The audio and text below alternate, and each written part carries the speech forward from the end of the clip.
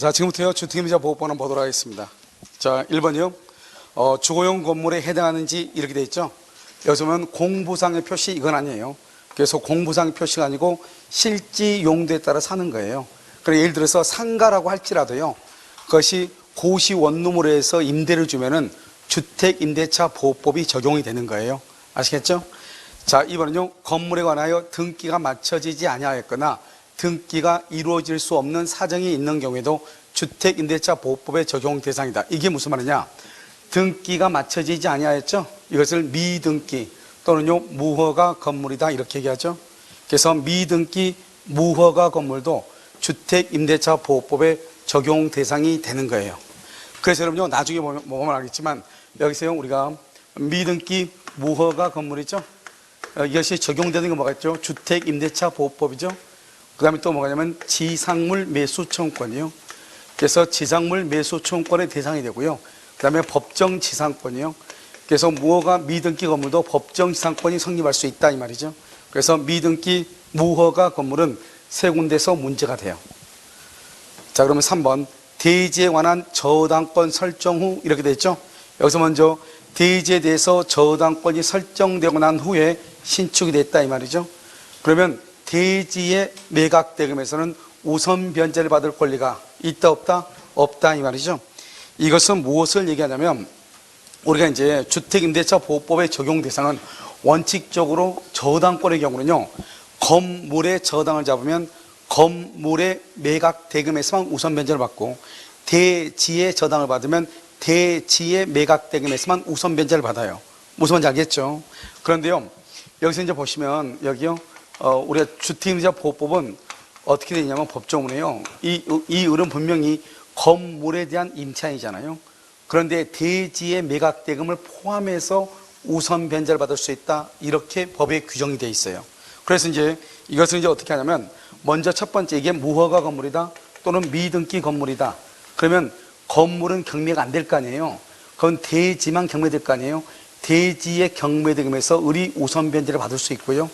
만약에 토지와 건물의 같이 경매가 신청이 됐다가 건물에 대한 경매만 취하가 되고요.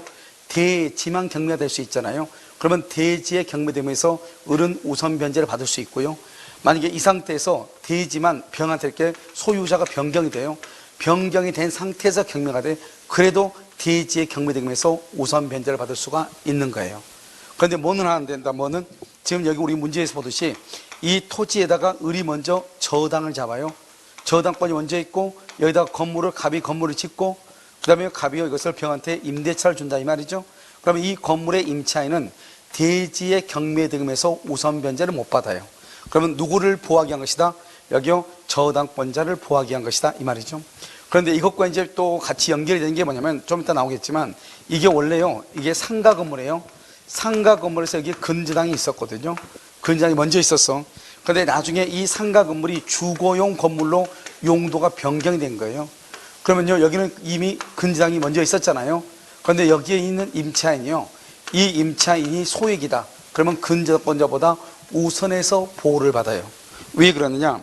지금 여기서 보면 뭐라고 되어 있죠? 주거용 건물인지 여부는 어떻게 판단한다? 실지 용도로 판단하는 거예요. 그러니까 실제 공부상은요 분명히 이게 뭐라고 되어 있죠? 상가라고 되어 있죠? 그런데 지금 고시 원룸으로 바뀌었다 이 말이죠. 그런 경우는 임차인이 근저당권자에 비해서 최우선 변제 우선하여 배당을 받을 수 있다 이런 말이에요. 그래서 이제 그걸 한꺼번에 보시고 그래서 지금 3번을 보면은 대지에 관한 저당권 설정 후 건물이 신축이 되죠. 그러면 건물의 즉 대지의 매각대금에서는 우선 변제를 받을 수 없다. 맞는 말이죠. 자, 그다음에 4번은요 비주거용 건물의 주거의 목적으로 일부를 임차하죠. 그러면 어때요? 이를 주거용 건물이라고 할 수 없고 이러한 건물은 적용 대상에서 제외된다. 여기 봐봐요. 비주거용이 뭐죠? 여기 비주거용이 뭐죠? 여인숙. 여인숙이요. 방이요. 10칸이 있었거든요. 이렇게요. 10개 중에서 한 칸을요. 내실로 사용했다 이 말이죠. 그럼 봐봐요. 전체가 지금 뭐죠? 비주거용이죠. 비주거용 건물의 주거용 목적으로 일부를 사용. 한 칸만 사용한다 이 말이죠. 이것을 우리는 이 건물을 이것을 주거용으로 보는 것이 아니고 전체를 뭐로 본다? 상가로 본다 이 말이죠. 그래서 적용 대상에서 제외된다 이렇게 얘기하는 것이고 5번은요. 임차인의 임대인의 승낙을 전대하고 전차인이 주택을 인도받아 전입신고를 마치죠. 그러면 그 다음날 0시부터 전차인이 틀렸어요. 누가 대항력을 취득한다? 임차인. 임차인을 직접 점유자로 간다? 간접 점유자로 간다? 간접 점유자다 이렇게 얘기하죠. 왜요? 전차인이 직접 점유자죠. 전대차를 줬으니까. 그런데 왜 그러냐? 전차인은 임대인한테 돈을 준 적이 없잖아요. 보증금을요. 그러니까 건물이 경매되더라도 전차인의 권리는, 전차인의 임대인에 대한 권리는 있어요 없어요? 없죠. 그래서 그럼요, 우리가 동이 있는 전대차에서 보면 전차인은 임대인과 관계에서 의무, 차임을 지급할 의무는 있으나 뭐는 없다? 권리는 없다 이렇게 표현하는 거예요. 그래서 권리 자체가 없기 때문에요, 전차인은 임대인의 건물이 경매가 되더라도 임대인의 건물의 매각 대금으로부터 우선 변제를 받을 권리가 없는 거예요. 그럼 누가 우선 변제를 받아야 돼요? 임차인이 받아가지고 그 돈을 전차인한테 줘야 될 거 아니에요. 그런데 임차인은 전대차를 줬으니까 전출 신고를 해야 될 거 아니에요. 그러면 전출 신고를 하게 되면 임차인의 대항력은 소멸하게 되죠. 그런데 그 임차인이 대항력 소멸을 하는데 전차인이 주택을 인도받고 전입 신고를 하게 되면은 대항력을 누구에게 인정한다? 임차인에게 인정한다. 그런데 조심해야 될 것은 이런 경우가 있단 말이죠. 임차인이요, 불안해. 자기 전출 신고하면은 자기가 대항력이 없어진 줄 알고 자기가요, 전출 신고를 하지 않고 이사만 간단 말이죠. 이사만, 알겠죠? 그러니까 전입 신고는 그대로 놓고 그다음에 전차인이요, 들어와서 산단 말이죠. 이런 경우는 된다 안 된다? 안 되죠. 우리가 반드시 뭐냐? 주택을 인도받고 전입 신고를 하라 이렇게 돼 있단 말이죠. 그러니까요, 임차인은 전입 신고를 놔도 불안하니까, 알겠죠? 그런데 전차인이 전입 신고를 안 해. 그리고 전차인이 만다 거기 들어와서 살기만 해. 인도만 받아. 이런 경우는 두 사람 다 대항력이 있다 없다? 없다 이 말이죠. 아시겠죠? 그래서 반드시요, 전차인이 인도받고 전차인이 전입 신고를 해야 돼. 그러면 누구한테 발생한다? 임차인. 임차인을 직접 점유, 간접 점유, 간접 점유 이렇게. 정답 몇 번이다? 5번 이렇게.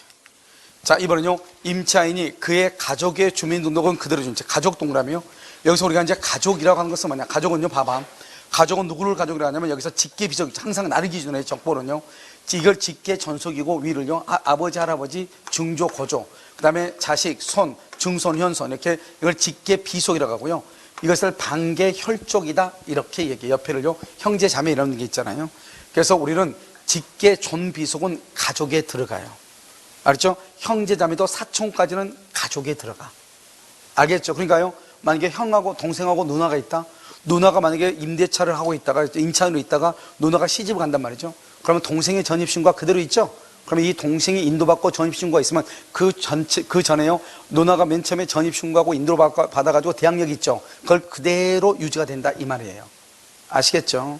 그래서 여기서 보시면 가족의 주민등록은 그대로 둔 채 임차인만 일시적으로 다른 곳으로 옮겼다 이 말이죠. 그럼 임대차에 제3자에 대한 대항력은 상실한다 안 한다? 안 하는데, 여러분 여기서 조심해야 될 것은 가족 없이 이런 말이 나와. 가족 없이, 가족도 없이 홀로 사는 사람이 일시적으로 전출 신고를 했다. 일시적으로. 그래도 대항력은 있다 없다? 없다. 알겠죠? 절대로 안 돼. 가족만 이렇게. 2번, 주택의 실제 동표시와 불일치한 경우. 이게 무슨 말이죠? 예를 들어서 100-1번지인데요. 100-1번인데 100번지로 이렇게 돼 있다 이 말이죠. 이런 경우는 대항력이 있다 없다? 없죠. 그럼 다시 어때요? 100-1번지로 수정해서 다시 전입신고가 돼야 되겠죠. 그러면 다시 수정해서 전입신고를 한 그 다음날 0시부터 새로운 대항력이 발생하는 거예요. 그래서 거기 보시면 실제 동표시와 맞게, 실제와 맞게 주민등록이 정리된 이후에야 비로소 대항력을 취득한다. 자, 그 다음에 3번 다가구라고 되어 있죠. 이러면 다가구는 어떻게 하죠? 다가구는 뭐가 한다? 동, 호수, 그 다음에 집원 이렇게 있는데 이 중에서 뭐만 있으면 된다? 동 필요 없고 호수 필요 없고 뭐만 있으면 된다? 집원만 올바르면 된다. 다가구용 단독주택의 경우 임차인이 위 건물의 일부나 전부를 임차하여 전입신고하는 경우 집원만, 알겠죠? 여기서 중요하죠? 집원만 이렇게. 자, 4번은요, 임차인들이 다세대 주택의 동, 호수 표시 없이, 건물이 이렇게 움직이죠? 다세대 주택의 동, 호수 표시 없이 그 부지 중 일부 집원만으로 주민등록 전입신고를 했죠? 여기 일부 지번만으로 이렇게 돼 있나? 일부 지번만으로? 그럼 여기서 보면 다세대잖아요. 다세대는 반드시 뭐가 있어야 돼요? 동, 호수, 그 다음에 지번이 있어야 돼요. 동호수 지번. 알겠죠? 그래서 동호수만 있죠? 동호수가 없고 지번만 되어 있다. 그러면 전입신고로서의 효력이 있다 없다? 없다 이런 말이고요. 5번은요 담당 공무원의 착오죠. 담당 공무원의 착오로 주민등록표상의 신거주지 지번이 다소 틀리게, 이건 여러분 조심해야 돼요. 여기서 담당 공무원의 착오 이 말 있죠. 이것은 여러분이 조심을 해야 되는데, 이 말의 뜻은 뭐냐면 우리가 좀 이따 뒤에서 또 나올 거예요. 뒤에서 설명을 정판하면 이렇게 되는 거죠. 우리가 전입신고를 한 것이 뭐냐 이 말이죠. 우리가 주민등록 전입신고를 할 때는 서류를 작성을 해가지고요, 작성하고 제출하죠. 제출하면요 이것을 접수를 해가지고요, 그 다음에 여기서 이제 검토를 하고요, 검토하고 난 다음에 수리를 하죠. 수리해서 주민등록부에 등재가 이렇게 된단 말이죠. 그래서 원칙적으로 우리가 전입신고는 뭐냐? 수리한 때를 전입신고라고 하는 거예요. 알겠죠? 그러니까 여기서 말할 때는 뭐냐면 100번지로 똑바로 작성해서 제출해서 접수가 돼서 검토가 끝나서 100번지로 수리가 돼서 그러면 100번지로 등록이 돼야 되잖아요. 전입신고가. 당연히 그러면 대항력이 있죠. 그런데 공무원이 잘못해서 101번지로 됐다 이 말이죠. 그렇다고 하더라도 이미 전입신고가 100번지로 똑바로 됐잖아요. 그러면 100번지로서의 대항력이 생기는 거예요. 알겠죠? 그러니까 지금 여기서 말하는 이 5번의 지문은 뭐냐면 담당 공무원이 착오했다 이 말은 여기 등록은 누가 하는 거죠? 공무원이 하죠. 그러니까 여기를 지난 이걸 얘기하죠. 그러니까 이미 수리할 때는 똑바로 수리가 됐다 이 말이잖아요. 그 다음에 문제잖아요. 그럼 무슨 말인지 아시겠죠? 자, 그래서요 주민등록표상에 신거주지 지번이 다소 틀리게 기재되었다면 대항력은 발생한다 안 한다? 발생하지 않는다. OX, X 틀렸죠? 대항력은 발생한다. 언제 발생하지 않죠? 이런 경우죠. 여기 수리가 되기 전에 어떠죠? 검토만 한 단계에서 이 사람이 100번지로 똑바로 올바르게 전입신고했음에도 불구하고 공무원이요 수리가 되기 전에 검토 단계에서 잘못된 정보를 줘가지고 101번지로 신고하라고 이렇게 알려줬단 말이죠. 그러니까 이 사람이요 공무원이 말한 대로 101번지로 이렇게 다시 접수가 돼가지고 101번지로 공무원이 검토해서 101번지로 수리가 돼서 101번지로 등록이 됐다 이 말이죠. 그럼 원래는 이게 100번지인데 이거는요 수리가 되기 전에 지금 공무원이 검토 단계에서 발열한 거잖아요. 그런데 정보를 잘못 알려줬죠. 이런 경우는 101번지로서의 전입신고가 있다 없다? 없고 100번지로서의 전입신고의 효력이 있다 없다? 없다 이 말이죠. 이런 경우는 대항력이 발생하지 않는 거예요. 우선 알겠죠? 그래서 여러분요 우리가 신고라고 하는 것은 그것은 사실행위고요, 그렇기 때문에 그것은 원칙적으로 대장을 기준으로 하는 것이고요. 그래서 여러분요 신고를 할 때는 똑바로 신고를 해야 되고, 공무원이 잘못된 정보를 줬다 하더라도 그것은 신고로서의 효력이 있다 없다? 없다 이 말이죠. 아시겠죠? 정답 몇 번이에요? 몇 번? 5번 틀린 것이죠? 틀린 것은요 5번 이렇게. 자 3번은요 전입신고를 마친 주택의 소유자가 그 주택을 타인에게 매도함과 동시에 이를 임차하여 거주하는 경우 이렇게 되어 있죠. 소유권 이전 늦게를 줄고 격려해 준 날 이후 임차인으로서의 대항력을 갖는다 이렇게요. 이것은 뭐냐면 여러분 제목이 점유 개정이라고 하는 거예요. 여기 한번 볼까요? 우리가요 이렇게요 갑이 있고 여기 을이 있잖아요. 그래서 갑이요 2월 1일 날 여기서 등기를 하고요 전입 신고를 한 거예요. 그러면 갑이 지금 누구죠? 소유자인 거예요. 그건 소유자인데요 갑이요 을하고요 매매를 해요. 5월 1일 매매를 했단 말이죠. 그럼 어떻게 매매를 했으면 이 사람은 어떻게 해요? 이 사람은 더 이상 소유자가 아니잖아요. 그런데 이 사람이 5월 1일 을한테 팔고 나서 이 집을 다시 임차인으로서 사용하는 거예요. 임차인으로서. 그러니까 이 사람은 소유자로서 점유를 했잖아요. 이제는 누구로서 점유한다? 임차인으로서 점유하잖아요. 이것을 우리는 점유 개정이라고 얘기하는 거예요. 그럼 우리 민법에서 점유 개정은 딱 한 군데서 나온다. 어디서 나온다? 선의취득. 우리가 선의취득에서 점유 개정의 경우는 선의취득이 인정된다 안 된다? 안 된다. 아주 중요해요. 알겠죠? 인정되지 않아요. 그런데 여기에서 보면 이 임차인이 여기서요 5월 1일 매매를 하고 나서 임차인으로 살고 있으면서 아직도 등기를 가지고 있고, 등기는 을한테 10월 1일 날 등기를 해준 거예요. 10월 1일 날. 10월 1일 날 여기서 5월 1일 날 매매를 하고 그런데요 돈 다 받고 이 사람이 임대 소유자에서 임차인으로 살면서 등기는 10월 1일 날 등기해줬다 이 말이죠. 그러면은 제3자가 봤을 때는 10월 1일이 되기 전까지는 누구 앞으로 등기가 돼 있죠? 임차인 갑에게 등기가 돼 있죠? 그러니까요, 이 갑은 임차인으로 생각을 해요. 예보에서 보면은 소유자로 생각을 해요. 소유자로 생각을 하죠. 그러니까 우리가 전입신고라고 하는 것은 이것도 하나의 공시방법이거든요.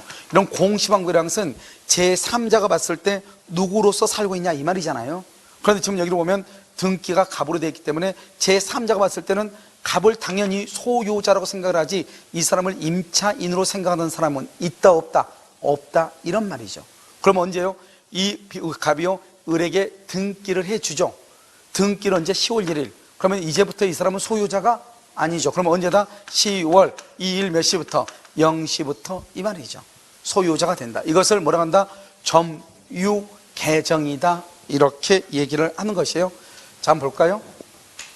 자, 1번 전입신고를 마친 주택의 소유자가 그 주택을 타인에게 매도함과 동시에 임차하죠. 그럼 여기 봐요. 여기 소유자죠? 여기는 소유자로서 점유하죠. 여기는요 임차인으로서 점유하죠. 이것을 점유개정이다 이렇게. 그럼 점유개정이 오늘 선의 취득이 안 되죠. 그런데 이 사람이 임차를 했는데 등기는 나중에 줬다. 등기를 나중에. 등기를 격려해 준 날 이후. 그래서 매매는 5월 1일인데 등기는 10월 1일이다. 그럼 언제? 10월 2일 0시부터 임차인으로서 대항력을 갖는다 이런 말이고요. 3번요. 주민등록 전입신고는 행정청에 도달하게 하면 신고로서 효력이 발생한 것이 아니고 행정청이 뭐를 할 때? 수리. 여기서 신고는 수리를 할 때 이게 아주 중요해요. 수리. 알죠? 수리될 때까지는 똑바로 신고가 됐는데 수리 이후에 공무원의 착오로 잘못 기록이 됐다. 그래도 대항력은 있다 없다? 있다 이런 말이죠. 3번은요. 정확한 지번과 동호수로 주민등록 전입신고서를 작성 제출했는데 담당 공무원이 착오로 수정을 요구했다. 봐. 똑바로 작성해서 제출했죠? 그럼 담당 공무원이 착오로 수정을 요구했죠? 그래서 잘못된 지번으로 수정하여 주민등록 전입신고가 됐죠. 그 주민등록은 임대차의 공시 방법으로서 유효이다, 유효하지 않다, 유효하지 않다. 여기서 중요한 것은 여기 보면 담당 공무원이 착오로 수정을 요구했다, 수정을 요구. 이 말은 수리됐다, 수리되기 전이다, 수리되기 전이다 이 말이죠. 알겠죠? 그래서 수정된 전입신고대로 전입신고가 됐다. 대항력이 있다 없다? 없다 이렇게. 4번은요. 주택인도와 주민등록이라는 요건은 경매 절차에서 배당 요구 종기 줄고요. 배당 요구 종기까지 전입신고가 되어 있어야 돼요. 원칙적으로 여러분요. 나중에 보면 알겠지만 여러분 이제 우리가 뭐를 하냐면 여러분 이제 나중에 이제 그 주택임대차 보호법에 따라서 임대인들이 만약에 보증금을 주지 않으면 경매를 당하는 경우가 있단 말이죠. 그럼 경매를 당하게 되면 이제 경매 절차에 대해서 쭉 이제 이렇게 한번 살펴보는데요. 그때 이제 실질적으로 어떻게 하냐면 이제 경매를 신청을 하면 언제까지 배당 요구를 하라고 하죠. 배당 요구 종기를 정해주죠. 경매 신청이 딱 접수가 되면 그럼 그때까지 하는데 그러면 임차인은 그러면 언제까지 그러면 임대차 기간의 존속 기간을 볼 것인가? 배당 요구 종기가 아니고 경매가 다 끝나고 나면은 최고가 매수인이 정해지죠. 그러면 그 사람이 이제 또 이재기 절차를 거쳐 일정 기간 그 이재기 기간 동안에 이재기가 없으면 이제 최고가 매수인이 뭘 한다? 경매각 대금을 완납하게 되죠. 그러면 그 사람이 등기 없이도 소유권을 취득하죠. 그러면 이제 법원에서는 또 뭐를 하냐면 이제 배당 신고를 하라고 그래요.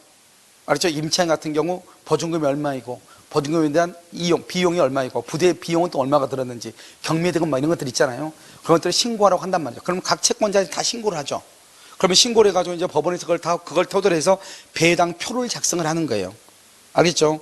임차인 A는 얼마, 저당권자는 얼마, 근저당권자는 얼마, 감유권자는 얼마 이렇게 배당표를 작성하죠. 배당표가 작성이 딱 되면은 나는 이제 그 돈을 받을 수 있는 권리가 생기는 거죠. 언제든지 보증금을 반환받을 수 있는 거죠.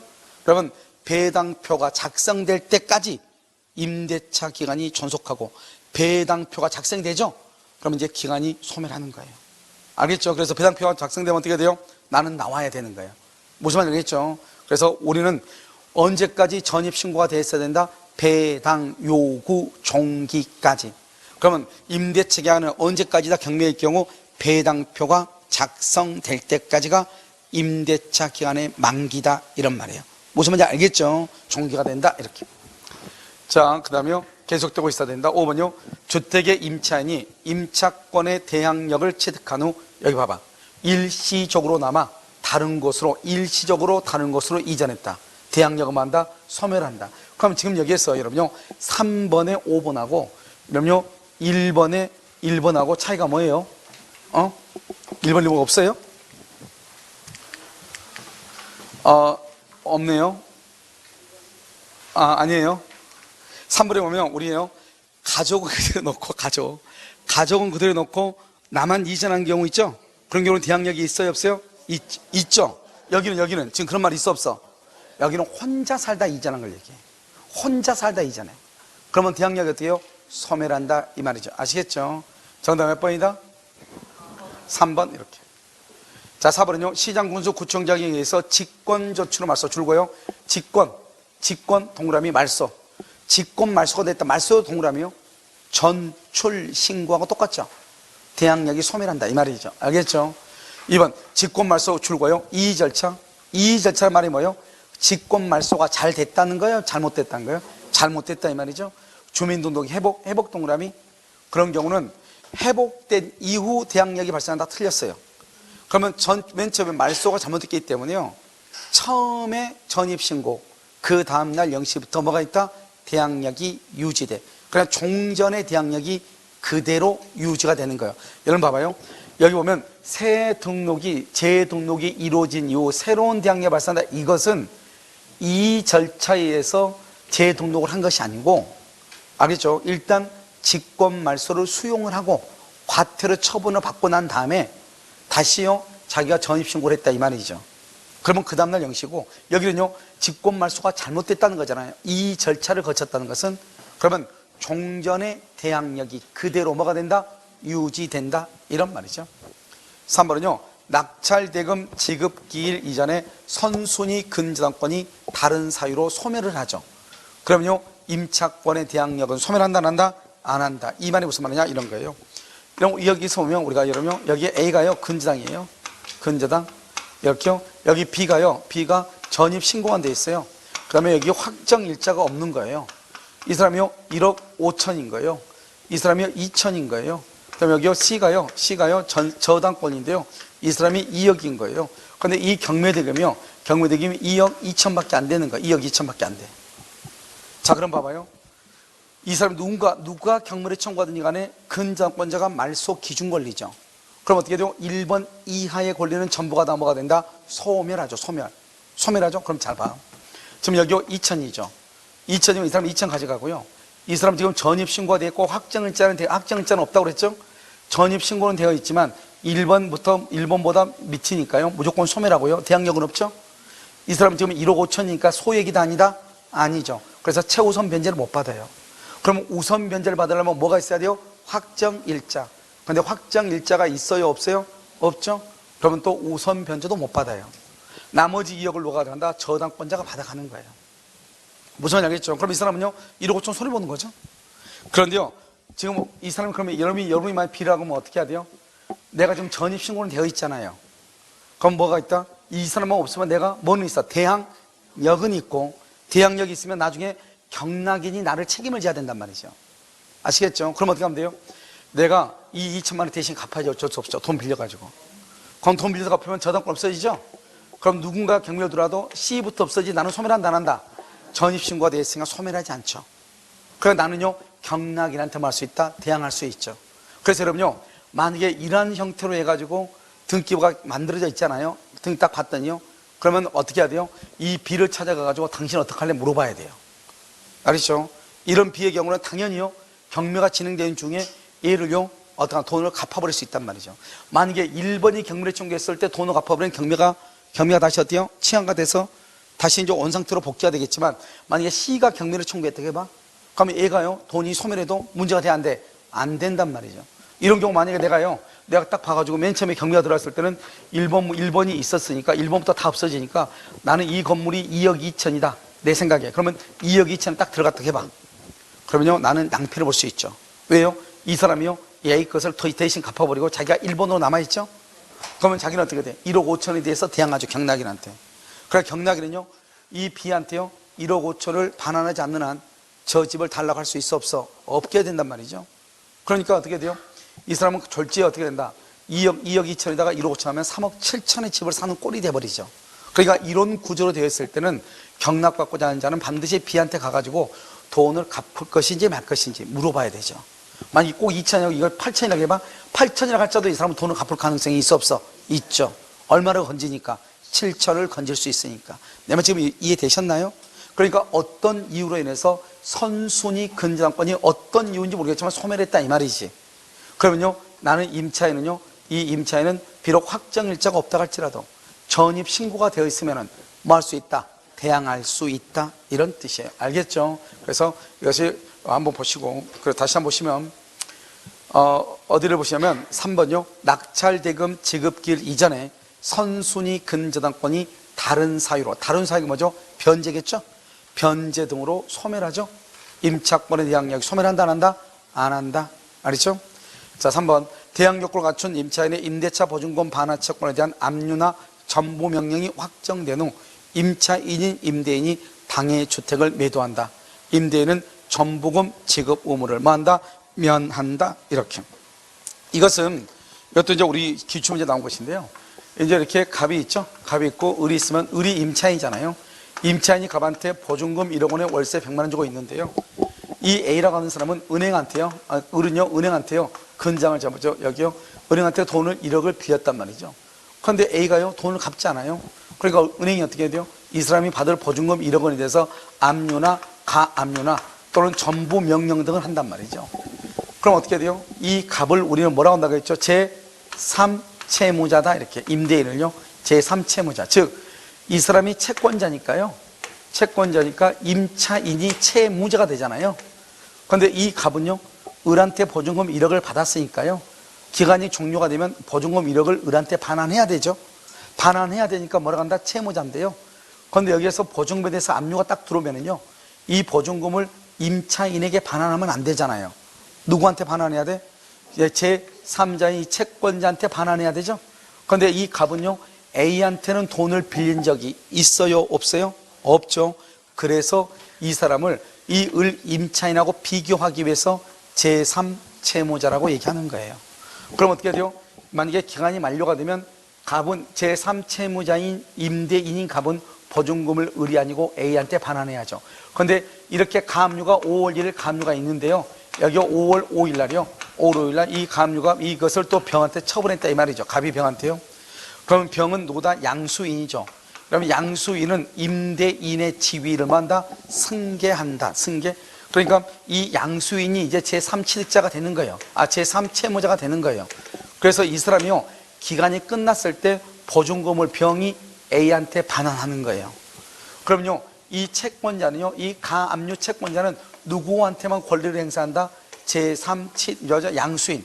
양수인 즉 제3채무자에게 권리를 행사해야지 종전의 임대인에게 권리를 행사할 수는 있다 없다? 없다. 이렇게요. 그럼 여기서 가압류가 딱 들어올 때요, 갑이요, 기간이 끝나면 내가 1억을 A한테 주기로 약속을 했어요. 1억을 주기로. 그러니까 그때부터요, 이 을이요, 차임을 안 주는 거예요. 차임을, 월세를. 그래가지고 월세가요, 한 1,000만 원 정도 밀렸다 이 말이죠. 그럼 어떻게 돼요? 갑은 아무런 이의를 보류함이 없이 기간이 만료되면 1억을 주기로 A하고 약속을 했잖아요. 그런데 지금요, 그런데 임차인이 그때부터 어떤 엉뚱한 짓을 해서 갑하고 임대인과 임차인 사이에 1,000만 원 상당의 손해배상이 있잖아요. 그럼 어떻게 한다? 이 양수인이요, 나중에 보증금을 A한테 반환할 때는 이 보증금을 반환한다고 하는 것은 양수인한테 임차인한테 뭘 한다? 물건을 넘겨받는다, 인도받는다 이 말이죠. 물건을 명도받을 때까지 발생한 모든 손해를 공제하고 나머지를 A한테 반환하는 거예요. 알겠죠? 모든 것을 공제하고. 이해됐죠? 그것을 뭐라다? 임차권이요, 임대차 보증금이 압류된 상태에서 소유자가 변동이 된 것을 얘기를 해요. 다시 한번 보시면 4번. 대항 요건을 갖춘 임차인의 임대차 보증금 반환 채권에 대한 압류 및 전부 명령이 확정된 후 소유자인 임대인이 당해 주택을 매도했다 이 말이죠. 알겠죠? 매도한 경우 임대인은 전부금 지급 의무를 면한다. 알겠죠? 누가 부담한다? 누가? 양수인. 양수인이 제3채무자의 지위를 승계한다. 그래서 누가요? 양수인이 제3채무자의 지위를 승계한다 이런 말이에요. 아시겠죠? 5번 후순위 저당권자에게는 대항할 수 있는 임차권이라도 소멸된 선순위 저당권보다 뒤에 등기되거나 대항력을 갖춘 임차권은 함께 소멸하고 경락인에 대해서 임차권의 효력을 말 수 없다, 주장할 수 없다. 그럼 이건 지금 뭘 얘기하죠? 이 5번을 딱 읽으면서 여러분요 무슨 말인지 금방 알아야 돼요. 알겠죠? 지금 이 5번에 보면 A, B, C 중에서 임차권은 순위가 몇 번이에요? 몇 번? 1순위다, 2순위다, 3순위다. 몇 순위? 2순위죠. 지금 임차권은. 알겠죠? 임차인이죠? 여기 저당권이 있고 여기 저당권이 있잖아요. 그러니까 이 임차인이 선순위 저당권보다는 후순위지만 후순위보다는 선순위다 이 말이죠. 그건 지금 경매를 누가 청구했어요? A가 청구했어요? C가 청구했어요? C가 경매를 청구했다 이 말이에요. C가. 그러니까 C보다는 선순위지만 저 위에 있는 저당권보다는 후순위죠. 우리가 경매가 되면은 항상 경매는 누구를 기준으로 한다? 누구를? 어떤 저당권자? 최선순위. 항상 여기를 기준으로, 최선순위를 기준으로 해. 누가 경매를 청구하든지 간에 관계없이. 그러면 최선순위 이하는 무조건 다 뭐가 된다? 소멸한다. 최선순위 이하는 무조건 다 소멸을 해. 알겠죠? 그러니까 이 임차인은 경락인에게 대항할 수가 있다 없다? 없다. 그래서 대항하지 못한다. 대항할 수 없다. 이렇게 얘기를 하는 거예요. 아시겠죠? 자, 정답 몇 번이다? 몇 번이요? 2번이다. 이렇게. 자, 5번은요. 저당권 설정 등기 후에 임대차 보증금을 증액하기로 한 합의는 건물을 경락받은 소유자에게 말할 수 없다. 대항할 수 없다. 그렇게 돼 있나요? 여기서 보면 뭐라 나왔다? 저당권 설정 등기 후에 보증금을 증액하기로 했죠. 그러면 건물을 경락받은 소유자에게 그 증액한 것은 대항할 수 있다 없다? 없다. 이게 무슨 말이냐 이런 거죠. 여기 지금 여기 1번은 뭐냐면 A가 이렇게 있어요. A가요 임차인이에요. 이 임차인이요 보증금이 6천에 있어요. 그 다음에 여기요 B가요 저당권이 있어요. 저당권인데요 이 A가 불안해가지고요, 아니 불안한 게 아니고 A가요 임차인 있고 난 다음에 갑이요 임차인한테 보증금 2천을 증액해달라고 한 거예요. 그럼 플러스 2천이 증액이 된 거예요. 이 상태에서 지금 AA 똑같잖아요. 경매가 된 거예요. 그럼 누가 말소 기준 권리다? 누가? B죠. B 이하는 말소 기준 권리죠.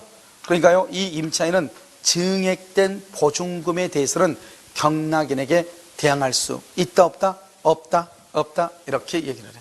알겠죠? 그래서 증액된 부분은 대항하지 못한다. 다시 한번 읽어볼까요? 저당권 설정 등기 후에 증액을 했죠. 증액. 이 증액한 것은 경락인에게 대항할 수 있다 없다? 없다.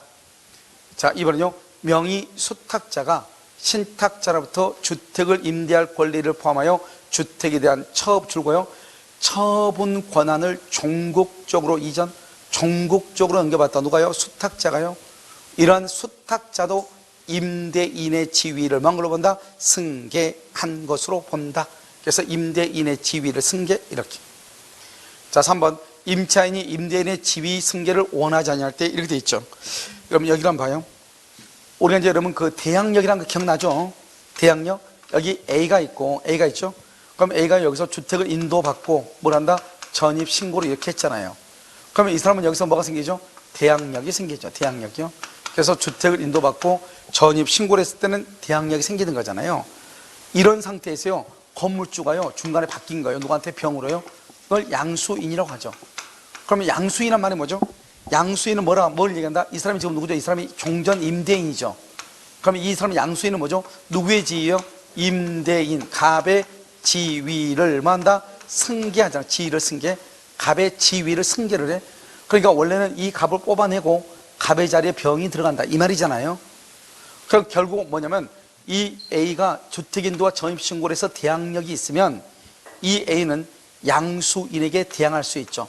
그 말은 양수인에게 보증금 반환을 청구할 수 있다 이런 말이에요.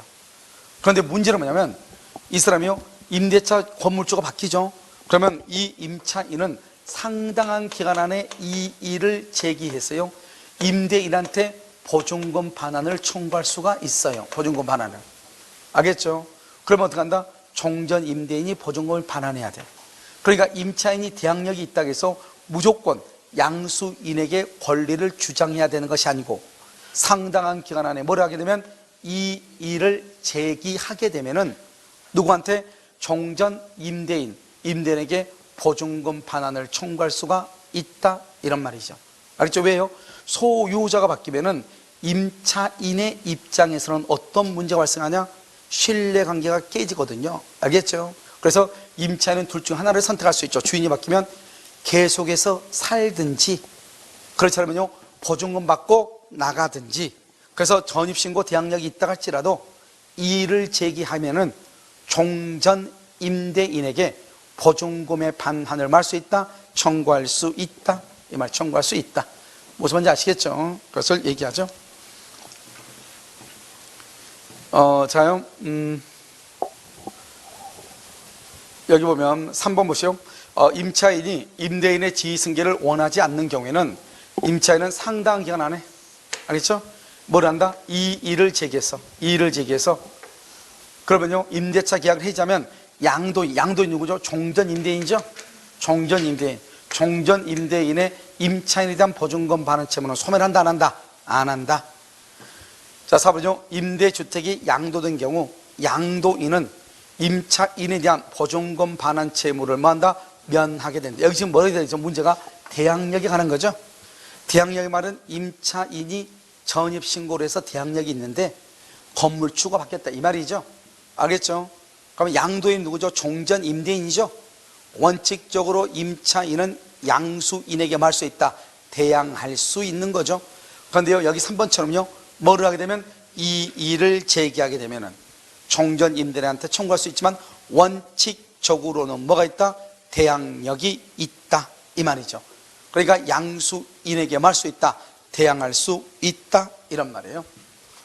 자, 4번은요 임대주택이 양도가 되죠. 그러면 양도인은 보증금 반환 채무를 면한다. 이 말이 지금 뭐하고 똑같다? 3번하고 똑같은 말이라고 그랬죠, 지금 방금. 알겠죠? 둘이 똑같아. 하나를 바꾸는 거죠, 지금. 알겠죠?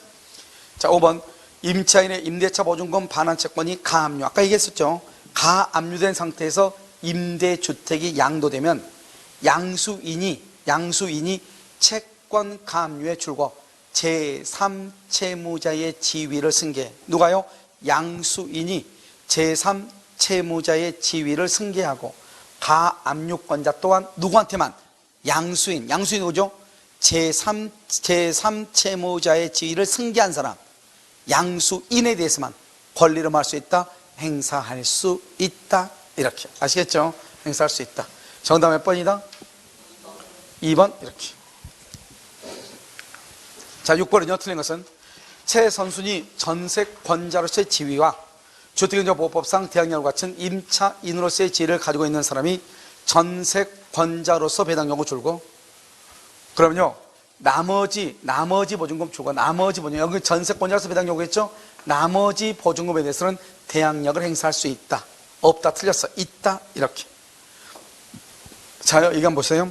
우리가 이제 이런 것도 이제 간단한 문제인데요. 여기 우리가 주택임대차에서 중요한 게 뭐냐면 여기 A가 있죠. A가요 보증금이 1억이에요. 서울에서요. 이 사람 전입신고가 돼 있어요. 그다음에 이 사람은 확정일자가 있어요. 그런데 여기요 저당권이요 딱 들어온 거예요.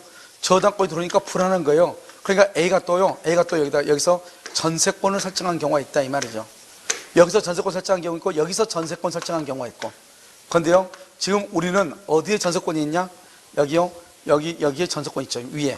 지금 임차인 전입신고 확정일자보다 위에. 알겠죠? 그럼 어떻게 돼요? 여기서 보면 이 사람은 지금 전입신고가 돼 있죠.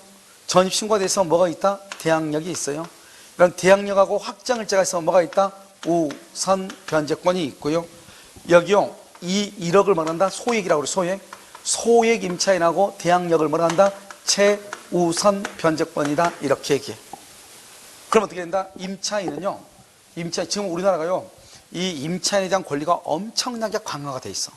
알겠죠? 채권임에도 불구하고요. 그래서 여러분 우리가 몇 번 내가 법 얘기했죠? 법이 개정될 때 되면 아마 여기 임대라든가요 전세권에 문제가 생긴다. 왜요? 전세는 거의 이제 줄어들고요. 뭐로 간다? 보증금이나 월세가 여기 오를 수밖에 없다. 지금까지 계속 법이 바뀔 때마다 계속 그랬거든요. 주택임대차 보호법을 맨 처음에 만들었을 때도 2년 동안 그랬고요. 그다음에 상가 건물 임대차 보호법을 만들었을 때도 또 2년 동안 그랬어요. 이번에도 여러분요 또 이제 법이 바뀌면 이제 4년 동안 보호를 받잖아요. 그럼 4년 동안 5%밖에 못 올리는 거예요. 알겠죠? 그럼 100만 원이면요 5만 원인 거예요. 그러니까 어떻게 해요? 임대인의 입장에서는요 차라리 그러려면 내가 은행에다가 대출을 받게 돼. 왜? 대출이 요즘 싸니까요. 담보대출에서 대출을 받아가지고 차라리 그냥 월세를 많이 올려가지고 4년 동안 뭐 한다? 그것으로 이자를 내겠다는 거죠. 그리고 4년 동안 한번 버티겠다는 거죠. 첫 번째요, 정권이 바뀌면 어떻게 될지 모른다. 두 번째는요, 보통 우리나라는 지금까지요, 부동산 가격이 떨어진 적이 거의 있어요, 없어요? 없죠. 그래서 거의요, 스테디하든지 올라가든지 한단 말이죠. 그러니까 그걸 노리고 이제요, 지금 월세를 많이 올리려고 지금 하고 있는 거죠. 이게 이제 큰 문제가 되는 거죠. 그래서 우리가 보면, 여기서 보면, 이 임차인은 전입신고가 돼가지고 대항력이 있고, 확정일자가 있어서 우선 변제권이 있고, 소유기니까 최우선 변제가 있고, 거기다가 또 이게 전세권 등기까지 해놨으니 다 있단 말이죠. 그럼 이 네 가지를요, 이거 하나, 둘, 셋, 네 가지를 선택적으로 주장할 수 있어요. 그러니까 이제 경매가 됐단 말이에요, 저당권자가. 그러면 저당권만 소멸하겠죠. 소멸하는데 이 사람이요, 여기 지금 저당권보다 위에 있으니까 전세권이나 임차권은 소멸한다, 안 한다? 안 하죠. 인수되죠. 근데 문제는 전세권자가 배당 요구를 한다 이 말이죠. 배당 요구를 하면 돈을 다 받든 못 받든 무조건 전세권을 뭐 한다. 일단 소멸하죠. 여기 1억인데 9천 받고 1,000원 못 받았다 이 말이죠. 그러면 임차인은 임차인으로서는 배당 요구를 했다 안 했다? 안 했죠. 그러면 임차인의 권리는 그대로 존속하는 거예요. 그래서 임차인은 뭐 할 수 있다? 대항할 수 있다. 누구한테요? 경락인에 대해서. 얼마요? 1,000만 원에 대해서. 무슨 말 알겠죠? 이 네 가지를 다 선택적으로 주장을 하는데 만약에 봐봐. 전세권이 여기 전세권이 저당권 밑에 있을 수 있겠죠? 그러면 경매가 되면 어떻게 돼요? 전세권은 소멸하지만 임차권은 소멸한다 안 한다? 안 한다. 그런데 봐봐요. 전세권하고 임차권이 이렇게 같이 있는데요. 이 임차인이요. 전출 신고래. 전출. 여기 봐봐. 전입신고라면 대항력이 있고 전입신고와 소액이 묶어야지 최우선이고 전입신고하고 확정일자가 있어야 우선 변제잖아요. 그러니까 만약에 전출신고를 딱 해버리죠. 그럼 대항력 없어져, 우선 변제 없어져, 최우선 변제 없어져, 전부 다 없어지는 거예요. 무슨 말인지 알겠죠? 그런데 지금 뭐는 남아있다? 전세권은 남아있다. 이 말 아니에요 지금. 이해되셨죠? 그럼 우리가 전출을 하게 되면 임대차에 관한 권리는 모두가 다 소멸해. 그런데 전세권은 반드시 목적물의 인도는 요건이 아니거든요. 알겠죠? 그래 전세권 등기가 되어 있으면 전세권자로서 보호받을 수 있다 이런 말이에요. 지금 이해되셨나요? 알겠죠? 그래서 이것을요 전부 다 한번 봐야 돼요. 됐죠? 자, 여기 이제 몇 번이죠? 2번이요. 주택임차보호법상 임차인으로서의 지위와 1번부터 볼까요? 최선순위 전세권자로서 지위와 주택임차보호법상 대항력을 갖춘 임차인으로서의 지위를 함께 가지고 있는 사람이 전세권자로서 배당력을 줄고, 그러면요 나머지 보증금에 대해서는 뭐 할 수 있다? 임차권으로서 대항할 수 있다 이 말이죠. 알겠죠? 자, 이번은요 주택임차보호법상 임차인으로서의 지위와 전세권자로서의 지위를 함께 가지고 있는 자가 그중 임차인으로서의 지위에서 배당력을 줄고 임차인의 지위에서 배당력이 있죠. 그럼 이것은 전세권자로서의 배당력으로 본다 안 본다? 안 본다. 아까 말했죠? 네 가지는 별개로서 선택적으로 행사할 수 있다 이런 말이죠. 별개다 이런 말이죠. 아시겠죠? 자, 3번은요 대항력을 갖춘 임차인이 전세권 설정 등기를 했다. 전세권 설정 등기가 선순위 근저당권의 실행에 따른 경락으로 말소된다 할지라도 주택임차보호법은 상실한다 안 한다? 안 하지. 그럼 5번은 뭐예요? 5번은 이거죠. 1번이 뭐죠? 임차권, 전입신고죠. 대항력. 2번이 뭐죠? 저당권이죠. 3번이 뭐죠? 전세권이죠. 알겠죠? 그러니까 임차인이 전세권 등기를 했다 이 말이죠. 그러면 경매가 되면 저당권 설정 후에 설정된 전세권은 소멸하지만 임차권은 소멸한다 안 한다? 안 한다. 그 말의 뜻은 뭐다? 우리가 대항력, 우선 변제, 최우선 변제, 전세권은 어떻게 한다? 선택적으로 행사할 수 있다. 어떻게 행사한다? 선택적으로 행사할 수 있다. 이런 말이죠. 자, 4번은요. 주택임차인이 주택인도와 주민등록을 마친 당일에 확정일자를 갖춘 경우 이렇게 돼 있죠. 그래서 당일에 확정일자를 갖춘 경우 우선 변제권은 대항력과 마찬가지로 주택의 인도와 주민 등록을 마친 언제 기준으로 다음 날을 기준으로 발생을 한다. 이렇게. 지금 여기서 봐봐요. 여기 주택의 인도와 주민 등록을 마친 당일의 확정일자죠. 확정일자죠. 그러면 우선 배조권은 빡세요. 우선 배조권은. 우선 배조권이 뭐예요? 여기 봐봐. 여기 보세요. 여러분, 이것은 딱 정리를 해야 돼. 주택의 인도 플러스 전입신고. 신고가 먼저 뭐를 구하라고? 대항력을 구하라고. 대항력. 그 다음 대항력하고 뭐하고 비교하라고? 확정일자. 확정일자를 비교해서 여기서 우선 배조권을 결정한다고. 근데 이 우선 배조권은 이 두 개를 비교해서 먼저 늦게 이 두 가지를 비교해서 빠른 날, 늦은 날. 여기서 늦은 날을 기준으로 이렇게 늦은 것을 기준으로 한다 이 말이죠. 한번 볼까요? 우리가 항상 같은 날이냐 그 다음 날이냐 이렇게 지금 보라고 몇 번 얘기했죠. 자, 주택의 인도 2월 1일, 전입신고 2월 1일, 확정일자도 2월 1일이다. 항상 2월 1일은 아무 말 없으면 9시로 보면 돼. 9시에 관공서가 문을 여니까. 그럼 여기요, 같은 날은 일단 2월 2일 0시가 대항력이다. 같은 날 전입신고와 같은 날 확정일자라면은 언제나 대항력이 늦을 수밖에 없다. 대항력은 그 다음날 몇 시다? 0시. 그런데 여기는요, 그 다음날이죠. 2월 1일인데 2월 2일 9시. 2월 2일 9시에 확정일자가 있다. 2월 2일 9시에. 그럼 어떻게 돼요? 여기는 며칠이다? 2월 1일이죠. 여기는 2월 2일 0시죠. 0시니까 0시 9시니까 어디가 더 빠르다? 여기요, 대항력이 더 빠르다 이 말이죠. 그러니까 같은 날 그러면 무조건 확정일자나 등기가 빠를 수밖에 없어. 저당권 등기도 그날이죠. 접수한 날. 여기요, 확정일자도 그날이죠. 그런데 대항력은 그 다음날 0시거든. 그러니까 우리가 같은 날 확정일자가 되어 있다, 같은 날 등기가 되어 있다. 그럼 무조건 누가 빠르다? 등기나 확정일자가 빠르고, 그 다음날 등기다, 그 다음날 확정일자다. 그러면 누가 빠르다? 대항력이 빠를 수밖에 없다. 아시겠죠? 그래서 여기서요, 늦은 날은 어디가 늦다? 어디가 늦어? 2월 2일 0시. 여기는요, 2월 2일 몇 시? 9시. 이렇게 되는 것이다. 그래서 이걸 이제 어떻게 읽냐? 지금 어떻게 읽냐? 봐. 주택의 인도와 전입신고를 하고 같은 날 확정일자라면은 대항력과 마찬가지로 우선 배조권이 발생하고, 그 다음날 확정일자라면은 확정일자일을 기준으로 우선 배조권이 발생한다 이 말이죠. 아시겠죠? 이것은 무조건 암기해야 돼. 자, 봐. 주택임차인이 주택의 인도와 주민등록을 마친 당일에 확정일자죠. 그러면 같은 날 확정일자면 누가 빨라? 확정일자가 빠르고. 뭐가 늦어? 대항력이 늦어. 대항력은 언제니까? 그 다음날 0시니까. 그러니까 우리는 우선 배제는 빠른 날을 기준으로 한다, 느린 날을 기준으로 한다, 늦은 날을 기준으로 한다. 늦은 날. 그러니까요, 봐봐. 주택의 인도와 주민등록을 마친 다음 날을 기준으로, 주택의 인도와 주민등록을 마친 다음 날은 뭐라고 그래? 대항력 발생이죠. 대항력이 발생한 날을 기준으로 우선 변조권이 발생한다 이 말이에요. 그 다음에 5번 아파트 수분양자가 분양자로부터 열세를 교부받아 임차인을 입주케 하고, 임차인이 주임법상 대항력을 갖춘 후 다른 사정으로 분양계약이 해제되어 임대인인 수분양자가 주택의 소유권을 취득하지 못한 경우, 그래서 임차인은 아파트 소유자인 분양자에 대해서 임차권으로 말할 수 있다, 대항할 수 있다. 지금 이 말이 지금 무슨 말이에요? 우리는 아까 여러분 혹시 이거 기억나나요? 처분 권한 등을 부여받은 명의수탁자 기억나요? 처분 권한 등을 부여받은 명의수탁자 기억나? 그 명의수탁자도 임대인의 지위를만 본다. 승계한 것으로 본다. 자, 그럼 봐봐요. 지금 이게 뭐냐면, 원래 이 아파트가 있는데요. 이게 뭐죠? 아파트가 뭐가 있어요? 무슨 아파트 있죠? 아파트 이름이 뭐가 있어? 뭐? A 아파트가 있어. 알겠죠?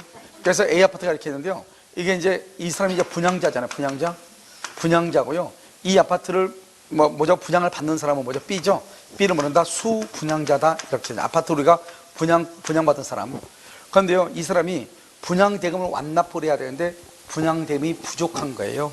그러니까 뭐란다? 분양자한테 키를 달라는 거죠. 키를 주면은 내가 이것을 C한테 임대를 줘가지고 보증금을 받아가지고 그것으로 분양 대금을 치르겠다 이 말이죠.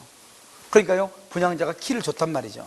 키를 줘가지고 C하고 임대차 계약을 체결하고 C는 보증금을 주고 이사를 들어왔는데 나중에 이 사람이 보증금은 안 낸 거예요. 뭐죠? 분양대금을 못 낸 거예요. 그래가지고 A하고 B 사이에 분양계약이 해제가 돼가지고 이제 완전한 소유권이 분양자한테 이렇게 회복이 된 거예요. 이런 경우 이 C는요, 이 B한테 보증금을 뭐 5천 줬을 거 아니에요. 그 이 5천을 누구한테 청구할 수 있느냐? A한테 청구할 수 있다 이 말이죠. 왜요? 이 수분양자는 임대를 줄 권한이 있는 사람이고요. 이 수분양자의 권한이 소멸되고 본래의 권한자한테 권한이 회복이 됐잖아요. 그럼 어떡한다? 이 사람은 권한이 있는 사람과 임대차 계약을 체결했기 때문에, 알겠죠? 이것은 대항력이 있잖아요. 그 상태에서 소유자가 모든 권한이 A한테 회복이 되기 때문에 C는요, A한테 보증금 반환을 청구할 수가 있는 거예요. 알겠죠? 그래서 이것을 우리는 뭐라고 얘기한다? 임대 권한을 줄 수 있는. 그래서 우리는 보면 임대인의 지위를 승계한다 이런 말을 하죠. 이때 지위를 승계하는 것은 뭘 얘기한다? 임대 권한을 줄 수 있는 사람. 그 임대 권한을 줄 수 있는 사람이 누구냐? 수분양자가 분양자로부터 열세를 교부받아 임차인에게 입주케 했다 이 말이죠. 알겠죠? 그러니까 이 사람도 임대를 줄 수 있는 권한이 있고요. 임대를 줄 권한이 있는 자가 임대차 계약을 체결했으니까 임차인은 임차인으로서 권리를 보호를 받고요. 나중에 분양자와 수분양자 사이에 계약이 해제가 돼서 모든 권리가 분양자에게 회복이 되면은요, 당연히 임차인은요, 분양자에게 보증금 반환을 청구하는 거예요. 알겠죠? 그래서 분양자는 임대인의 지위를 망으로 본다, 승계한 것으로 본다 이 말이죠. 알겠죠? 정답 몇 번이죠? 몇 번? 1번이요? 자, 7번은요. 확정일자를 받은 임대차 계약서에 임대차 목적물을 표시하면서 아파트의 명칭과 그 전유 부분의 동호수 기재를 누락한 경우에도 확정일자 요건을 갖추었다고 볼 수가 있다. 참 어려운 말이죠. 우리가 여러분 봐봐요. 전입신고를 할 때는 뭐가 있어야 돼요? 동호수 지번이 있어야 되죠. 그런데 여러분 봐봐요. 확정일자죠. 확정일자라고 하는 것은 뭐냐면 변경할 수 없는 일자를 확정일자라고 그래요. 우리가요, 전세권이나 저당권을 보면은 전세금이 얼마인지, 그 다음에 저당권의 피담보 채권이 얼마인지 하는 것이 딱 등기부에 나와 있어, 안 나와 있어? 나와 있지만 임대차 보증금은 얼마인지 모른다고. 왜요? 임대인과 임차인 두 사람 간의 문제이고, 만약에 그러면요, 보증금이 4천인데요, 4천인데 여기다 2 하나 딱 써버리면 얼마가 돼? 2억 4천이 돼버리는 거잖아요. 알겠죠? 이렇게 언제나 위조 변조가 가능하죠. 그러니까 이런 것을 막기 위해서 하는 게 바로 확정일자란 말이죠. 알겠죠? 그러니까 판례가 뭐랬냐? 확정일자라는 것은 두 사람 사이에 임대차 계약이 성립되고 동이요. 만약에 우리가 보면 나홀로 아파트 있잖아요. 그럼 막 동이 하나죠. 하나의 동에 만약에 301호라는 것을 알 수가 있다 한다면, 그러면요, 나머지가 자세히 쓰여 있지 않아도 충분하다는 거죠. 그런데 여기는 이제 이건 판례예요, 판례. 판례인데 문제는 뭐냐면, 지금요, 현재 이제 우리 현재 주택임대차 법에는 어떻게, 법에는 뭐냐면, 확정일자를 받기 위해서는 임대인의 인적사항이나 임차인의 인적사항이나 주소라든가 이런 것이 다 완벽하게 거기에 기재가 돼 있어야 돼. 그래야만이 확정일자를 받을 수 있도록 돼 있다만, 지금은. 그럼 이 판례는 뭐냐? 이 판례는 지금과 같은 법조문이 나오기 전의 판례예요. 그럼 이건 그러면 시험에 나오냐 안 나오냐? 그건 우리가 알 수 없죠. 왜냐하면 우리가 그럼요, 멸실 등기 있죠. 멸실 등기, 멸실 회복 등기 있잖아요. 사실은 지금 멸실 회복 등기라고 하는 것이 등기법에서는 사라진 지 오래예요, 용어가. 왜냐하면 멸실 회복이라는 것은 등기부가 불타버렸을 때 다시 등기부를 새롭게 만들어야 되잖아요. 그걸 멸실 회복이라고 한단 말이죠. 그런데 지금은 등기부가 불에 탈 수 있어, 없어? 없죠. 어떻게 하니까? 전산 등기부니까. 그럼에도 불구하고 지금 최근까지요, 최근까지 법무사 시험에도 법무사하고 법원행정고 시험에도 최근 3년 전인가? 그 다음에 주택관리사 시험에도 멸실 회복 등기가 또 나왔거든요. 알겠죠? 그것은 판례 자체가 없어진 건 아니니까요. 그래서 여러분요, 그래서 할 수 없이 이걸 써놨는데, 우리가 확정일자를 할 때는 여기 보면 아파트의 명칭, 우리가 아파트의 명칭 있죠? 무슨 아파트. 그 명칭이나 또는 그 전유 부분에 동호수의 기재를 누락했다 할지라도 그것이요, 몇 동 몇 호에 관한 아파트에 관한 것인지를 우리가 동호수에 관한 것인지를 확인할 수 있으면 유효하다, 이런 판례예요. 알겠죠? 그런데 실질적으로 지금은요, 지금 현재 법하고는 약간 배치가 되죠. 무슨 알겠죠? 그럼에도 불구하고 판례 자체는 그대로 남아있는 것이다. 이해되셨죠? 지금 우리가 여러분요, 저당권 등기를 할 때 금융감독원이 은행권한테, 금융권한테 저당권 설정 비용이 있죠. 그 설정 비용을 다 누가 부담하도록 돼 있죠? 지금은요, 은행권이 부담하도록 돼 있단 말이죠. 그런데 우리 개인 간에는 여전히 저당권 설정 비용을 누가 부담해요? 채무자가 부담하고 있단 말이죠. 채권자가 부담해야 되는데, 그런데 우리 대법원 판례는 뭐라고 돼 있냐? 저당권 설정에 따른 비용은 실무상 채무자가 부담하는 것이 원칙이라고 돼 있어요, 지금 판례는. 그런데요, 지금요, 금융권에서는요, 누가 지금 부담하고 있다? 은행, 채권자가 부담하고 있단 말이죠. 알겠죠? 그것도요, 법에 의해서가 아니고, 우리가 이제 정부에서 이제 공고사항이죠. 금융감독원이 그렇게 못하겠단 말이에요. 왜요? 이러면 당연히 자기 권리를 보존하려고 하는 사람이 비용을 내야죠. 우리가 돈 빌려줬는데 그 사람이 돈을 갚지 못하면 경매를 해야 되니까 내 권리를 보존하기 위해서 하는 거죠. 이러면 만약에 전세 들어갈 때요, 전세권 등기할 때 등기 비용 누가 부담해요? 전세권자가 부담해요. 왜요? 내가 그 전세금에 대해서 혹시 못 받을까 봐서. 전세권자가 자신의 권리를 보존하기 위해서 하는 게 전세권 등기고, 비용은 전세권자가 부담하는데, 희한하게 저당권은 지금 약자인요, 채무자가 부담을 했단 말이죠. 그런데 실질적으로 이제 우리가 금융감독원에서 은행권이 부담해야 된다, 이렇게 했단 말이죠. 그래서 지금은 은행권이 부담을 하고 있는데, 일반 개인 간의 거래에서 저당을 잡잖아요. 그럼 여전히 그건 누가 부담하고 있다? 지금 채무자가 부담하고 있다, 이 말이죠. 아시겠죠? 그러니까 우리가 이제 현실에 이제 판례가 폐기되거나 그런 것이 아니단 말이에요. 전원합의체. 여러분요, 얼마 전에 이재명 그 경기도지사 사건 할 때 전원합의체를 해서 전원이 지금 해가지고 대법관들 13명이서 해가지고 판결한 거 봤죠? 뉴스에 나왔잖아요. 그렇게 13분이서 결정하는 것을 우리는 전원합의체 판결을 갔는데, 이미 판례가 나와 있는 것을 폐기하려면 그 13분이 모여가지고 결정을 내려야 돼요. 그러니까요, 그럼 어떤 사건이 있어야 되는데 아직 그거에 대한 사건이 지금 있다 없다? 없으니까요, 판례 자체는 지금 계속 유지가 되고 있다, 이런 말이에요. 아시겠죠? 그런데 우리 법에는 그럼 어때요? 법조문에 이렇게 안 돼 있어. 법조문에는 임대인이나 임차인의 인적사항이라든가 보증금이라든가 소재지, 이런 것을 다 똑바로 기재하도록 돼 있어. 알겠죠? 그러한 계약서에다가 확정일자를 받도록 돼 있단 말이죠, 법에는. 아시겠죠? 그러니까 법과 약간 차이가 있는 것이다. 이해됐죠, 지금? 자, 그 다음에 2번. 주택의 인도와 주민등록이라는 우선배정권 언제까지? 배당 요구 종기. 3번. 주택 임차 임대차로서의 우선 배정권을 취득한 것처럼 외관을 만들었다면, 그 다음에 줄고 실제 주택을 주거용으로 사용 수익할 목적을 갖지 않는 계약. 여기까지요. 이것은 우선 변제, 최우선 변제가 인정이 안 돼. 왜요? 우리가 지상권, 전세권, 임차권은 용의권 등이죠. 그래서 점유해서 사용 수익을 해야 된단 말이죠. 그런데요, 실질적으로 사용 수익할 의사는 전혀 없고, 옛날에 친구한테 돈 빌려줬는데 친구가 돈을 갚지 않고 있는데 그 집이 경매가 될지 모른다는 거예요. 그러니까 어떻게 돼요? 그러면 최우선 변제라도 해가지고 몇 푼 받아야 되잖아요. 그러니까 그 집에다가 전입 신고만 일단 해놨단 말이죠. 보증금 옛날에 빌려준 돈 얼마 이렇게 해가지고요. 그런데 실제로 내가 거기에서 지금 생활하고 있다, 안 하고 있다? 안 하고 있죠. 그럼 여기 봐요. 실제 주택을 사용 수익할 목적이 없다는 것은 실제로 거기에 전입 신고가 주택을 인도받았다, 받지 않았다? 받지 않았다, 이 말이잖아요. 그러니까 결국 최우선 변제나 우선 변제를 받을 수 있다, 없다? 없다. 뭐가 없다? 대항력이 있다, 없다? 없다. 우선 변제 받을 수 없다. 시험에 자주 나오죠. 4번.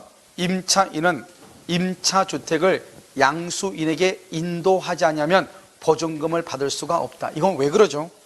이런 봐봐요. 우리가 이제 우리가 이제 주택임대차는 뭐죠? 주택임대차는 뭐냐면 배당 요구 채권이에요. 배당 요구 채권이요. 배당을 요구해야 돼. 그럼 배당을 요구한다는 것은 다른 말로 보증금을 반환해달라, 이 말이에요. 경매대금에서 보증금은 반환해달라. 그럼 보증금을 반환하면 임대차가 뭐가 돼야 돼요? 임대차가 종료가 돼야 돼요. 그럼 임대차가 종료만 하면 되는 것이 아니고, 임대차가 종료가 되면 보증금 반환하고 목적물의 인도는 무슨 관계다? 동시 이행 관계거든. 지금부터 잘 봐. 그러니까 우리가요, 배당 요구를 했다고 하는 것은 보증금을 반환했단 말이고, 보증금은 임대차가 종료가 될 때 반환하니까 배당 요구라는 말의 뜻은 임대차 해지 통고가 돼. 해지 통고. 알겠죠? 그런데요, 이때 보증금을 어떻게 한다? 목적물의 인도와 보증금의 반환은 무슨 관계다? 동시 이행이다. 그래서 여러분, 만약에요, 우리가 이제 경매를 딱 받잖아요. 경매를 받으면 경락인이 뭘 가지고 있어야 돼요? 건물 명도 확인서라고 하는 서류가 있어요. 알겠죠? 이 서류를 경매법원으로부터 가져가가지고, 또는 인터넷에서 다운받으면 돼. 그리고 여기다가 사인을 해줘야 돼. 내가 임차인이 배당을 받으려면 어떻게 해야 돼요? 목적물에 인도해야 돼. 그러면 인도하려면 우리가 임대인과 임차인이 같이 살고 있다가 임대라면 이사 가면 되죠. 그런데요, 경매가 되면 보증금을 어디 가서 받는다? 배당 요구했으니까 법원 가서 받아야 되죠. 근데 법원에 이 사람이 이사를 간지 안 간지 안다 모른다? 모르죠. 그러면 어떻게 해야 돼요? 이 거기 사는 임차인이 우선 변제, 최우선 변제를 받으려면 일단 경락받은 경락인의 사인이 들어있는, 즉 내가 이사를 갔다, 그래서 내가 물건을 경락인한테 인도해 줬다, 그것을 확인할 수 있는 사인을 받아야 돼요. 그 다음에 어떻게 해야 된다? 여기다가요, 경락받은 사람의 인감증명서를 첨부를 해야 돼요. 이 사람 지금 현재요, 인도를 받았는지 안 받았는지 중요하죠. 알죠? 그래서 이 사람이 인도를 받았다고 하는 것을 인감증명서를 첨부해가지고 그것을요, 임차인한테 줘. 그러니까 임차인이 그걸 가지고 법원에 가서 자기의 배당액을 배당받는 거예요. 무슨 말인지 알겠죠? 그러니까 항상 우리는요, 우리가 전세권이라든가 저당권이나 근저당권은 등기부에 등기가 딱 돼 있죠. 전세 보증금 얼마, 그 다음에 채피담보 채권 얼마. 그런데 임대차는요, 채권이기 때문에 임대인과 임차인 두 사람밖에 모르죠. 그래서 주택임대차에서는 반드시 배당 요구를 해야 돼. 알겠죠? 배당 요구를 해야 다른 사람도 알 거 아니에요. 그런데요, 만약에 이것이 임차권 등기 명령에 의해서 등기가 됐다, 등기. 그럼 등기부에 보증금이 얼마로 또 기록이 돼. 그래, 그때는 배당 요구를 할 필요가 있다, 없다? 없다. 이런 말이죠. 아시겠죠? 그래서 이것을 얘기하니까요. 자, 지금부터 한번 보시면, 지금, 어디를 얘기하냐면, 여기 4번을 보시면요. 임차인은 임차주택을 양수인에게 뭐 하지 않으면, 인도하지 아니하면 보증금을 받을 수 있다, 없다? 없다. 그래서 목적물의 인도 동그라미 보증금 동그라미 인도와 보증금은 무슨 관계다? 동시 이행이기 때문에 그렇다, 이 말이죠. 자, 5번 한번 볼까요? 주택임대차 보호법에 의해 우선 변제권을 갖게 되는 임차 보증금 채권자는 선순위 가압류하고는 무슨 관계다? 평등배당이다. 평등배당. 왜요? 여러분 몇 번 얘기했어? 가압류라고 하는 것은 무엇을 가압류한다? 채권을 가압류한다. 채권에는 순위가 있다, 없다? 없다. 그래서 여러분요, 자, 지금 여기 5번 보시면 이거죠. 여기 한번 봐봐요. 그냥 여기 갑이 있고, 여기 을이 있고요, 여기 A가 있고, 여기 B가 이렇게 있죠. 이 B가 뭐다? 가압류다. 그런데 이 가압류는 뭐를 가압류한다? 채권을 가압류한다. 채권은요, 채권자 평등의 원칙에 의해서 순서가 없어. 순서가 없다는 것은 A가 근저당이다. B가요, 예를 들어서 전세권자다. 또는요, B가요, 저당권자다. 또는요, 대항력이 있는 임차인이다. 이렇게요. 이런 사람들이 이렇게 있으면 이 채권은 선순위보다는 당연히 우선하지 못하죠. 그런데 여기 가압류는요, 후순위하고는 순위가 똑같아. 그래서 이걸 평등이라고 그래. 평등이라는 것은 똑같이 배당받냐, 그런 뜻이 아니에요. 예를 들어서 이게 말했죠. 1억 9천이다. 1억 9천. 이게 1억이고, 이 사람이 1억이고, 이 사람이 2억이다. 그러면 경매대금이 1억 9천이다. 그러면 일단 A 선순위가 1억을 받는 거죠. 그럼 나머지가 얼마죠? 나머지가 9천 남죠. 9천은 이 사람이 1억이고, 여기는 2억이죠. 여기 채권의 가압류죠. 가압류는 채권을 가압류해. 그러니까 이 가압류권자고 뒤에 밑에 있는 후순위하고는 순서가 똑같아. 순서가 똑같으면 그러면 9천만 원을 4,500씩 받아가나, 그게 아니고 순서가 똑같으면 어떻게 하느냐, 채권액에 비례해서 안분을 해. 그래, 여기는 얼마죠? 1억이고 여기는 얼마죠? 2억이죠. 2대 1이죠. 2대 1이니까 3천이고 얼마다? 6천이고 이렇게 받아가. 그래서 을은 얼마? 3천. B는 얼마? 6천을 받아간다, 이 말이죠. 6천. 무슨 말인지 알겠죠? 채권액에 비례해서 받아가는다, 이 말이죠. 지금 이렇게 아시겠죠? 이것을 우리는 채권액에 비례해서 안분 배당을 받는다, 이렇게 표현을 하는 거예요. 무슨 말인지 아시겠죠? 이렇게. 그래서 여러분요, 다시 한번 보시면 여기 주택임대차 보호법에 의해서 우선 변제권을 갖게 되는 보증금 채권자는 선순위, 그러니까 내가 보증금 채권자인데 내 앞에 선순위 가압류가 있다, 이 말이죠. 그러면 가압류하고 나하고는 채권액에 비례해서 어떻게 한다? 평등 배당, 안분 배당을 받는다, 이런 말이죠. 아시겠죠? 정답 몇 번이죠? 3번이요. 자, 8번은요. 임차인으로부터 임차권과 분리, 여기를 주고 임차권과 분리하여 임대차 보증금 반환 채권만 양수 줄고요. 채권만. 그럼 이러면 뭐예요? 이 사람은 지금 임차권과 분리했다고 되어 있죠. 여기 한번 봐봐. 여기 우선 변제권 행사하죠. 주택임대차 보호법상 우선 변제를 행사하려면 뭐가 있어야 돼요? 뭐가 있어야 돼? 우선 변제하려면 뭐가 있어야 돼? 확정일자를 해야죠. 확정일자는 어디다 확정일자를 받아요? 임대차 계약서에다 확정일자를 받고, 알겠죠? 근데 지금 여기 한번 봐봐. 지금 임차인이 누구죠? 을이죠. 을로부터요 임차권과는 분리해서 채권만 양수했다. 병이요. 병이. 그런데 여기서 뭐가 문제가 되죠? 이 병이라는 사람은 임차인이다, 아니다? 아니다. 임차인이 아니니까 임대차 계약서가 있다, 없다? 없다. 확정일자가 있다, 없다? 없다. 우선 변제를 받을 수 있다, 없다? 없다, 이 말이죠. 알겠죠?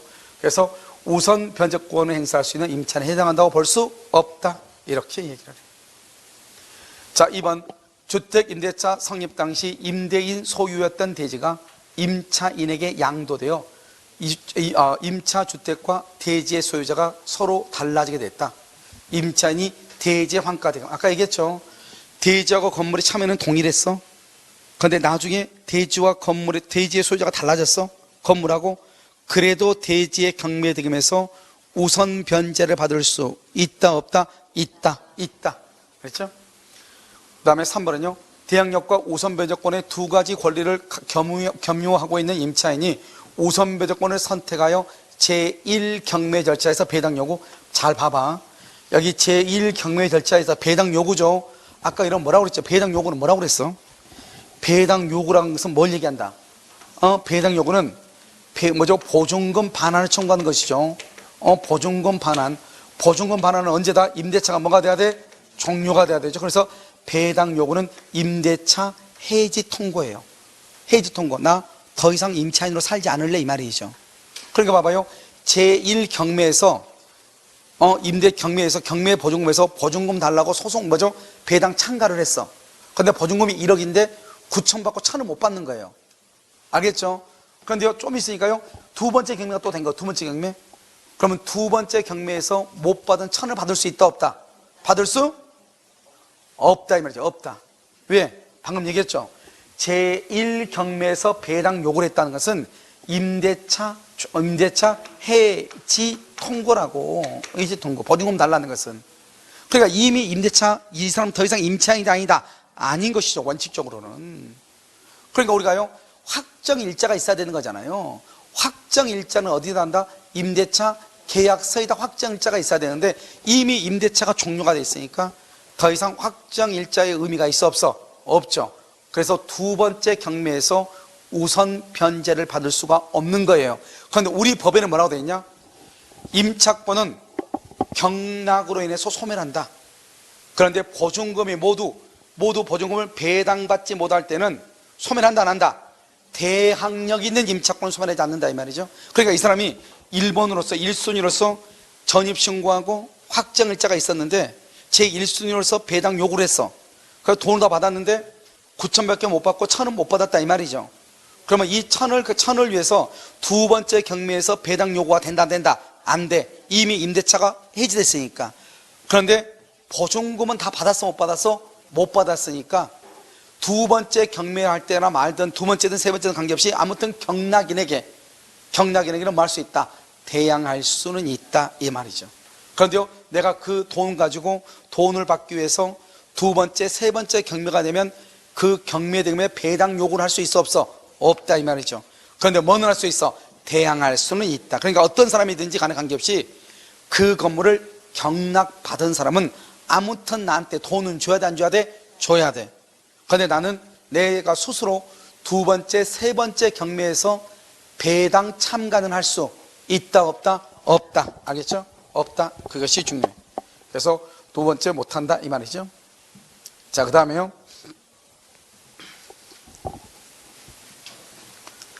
자, 4번은요. 임차인이 우선 배정권을 선택하여 경매 절차에서 보증금에 대한 배당 요구를 하여 보증금 전액을 배당받을 수 있는 경우, 임차인에 대한 줄과 배당표가 확정될 때까지. 아까 얘기했죠? 배당표가 확정이 되면 그때서야 임대차 관계가 뭐가 된다? 종료된다. 소멸하지 않는다. 5번, 대항요건과 확정일자를 갖춘 임차인들이 소액 임차인의 지위를 겸한다. 그러면 우리는 어떻게 하죠? 봐봐. 배당 요구할 때는 어떻게 해요? 배당할 때? 먼저 배당할 때 첫 번째요, 저당권 실행 비용을 빼고, 두 번째는 뭘 빼죠? 제3취득자의 비용 상한 청구권을 빼고, 그 다음에 또 뭘 뺀다? 최우선 변제권을 빼고, 그 다음에 뭐다? 당해세를 빼고, 그 다음 네 번째로 뭐 본다? 우선 변제권을 뺀다 이 말이죠. 그러니까 우리가 경매에서 배당을 받을 때 최우선 변제로 먼저 받고 나머지 받지 못한 것은 우선 변제로 받는 거예요. 알겠죠? 한번 읽어볼까요? 대항요건과 확정일자를 갖춘 임차인들이 소액 임차인의 지위를 겸한다는 말의 뜻이 뭐죠? 대항요건과 확정일자 그러면 뭐죠? 우선 변제권이죠? 우선 변제권과 소액 임차니까 최우선 변제권 두 가지가 다 있다 이 말이지. 이 말이죠. 그럼 어떻게 해서 먼저 배당받는다? 최우선을 먼저 받고 받지 못한 나머지에 대해서 뭘 한다? 우선 변제를 받는다 이런 말이죠. 그래서 여기 보시면 먼저 소액 임차인으로서 뭐 받는 일정액을 우선 배당하고 여기까지 뭐다? 최우선 변제를 받고 이 말이죠. 두 번째, 나머지에 대해서는 어떻게? 대항요건과 확정일자 이걸 뭐란다? 우선 변제권이죠. 순위에 따라서 배당을 해야 하는 것이다. 알겠죠? 우선 변제 이렇게. 그래서 정답 몇 번이다? 몇 번? 3번이 된다 이런 말이죠. 3번 이렇게. 자, 9번은요. 틀린 것은요. 주택의 소유자는 아니지만 주택에 대해서 적법하게 임대차 계약을 체결할 수 있는 권한을 가진다. 줄거 봐. 임대차 계약을 체결할 수 있는 권한을 가진 임대인. 아까 누구 있었어? 써 거기다가 처분 권한 있는 누구다? 임차인. 아까 우리 판례 봤었죠? 또 누가 있어? 또 하나 있었는데. 또 하나 있어. 누구? 수분양자가 분양자로부터 열세를 교부받아 수분양자가 열세를 교부받아서 임대차 준 경우 이 사람들이 실질적으로는 소유자도 아니지만 적법하게 임대를 줄 수 있다 이 말이죠. 수분양자가 열세를 교부받아 아까 얘기했었죠? 그 다음에 처분 권한이 있는 임차인 죄송해요. 처분 권한이 있는 뭐다? 수탁자 명의 수탁자 알겠죠? 이런 경우. 자, 이번 대항력을 갖춘 주택 임차인이 당해 주택을 뭐라고요? 임차인이 봐봐. 당해 주택을 양수했어. 소유권을 취득했어. 임차인이 소유자가 됐어. 그럼 어떻게 돼? 여기 봐봐. 여기요. 이 건물이 가백 거예요. 여기 을이 임차인이에요. 그러면 임차인이요. 이 건물을 샀어. 을이 소유자가 되죠.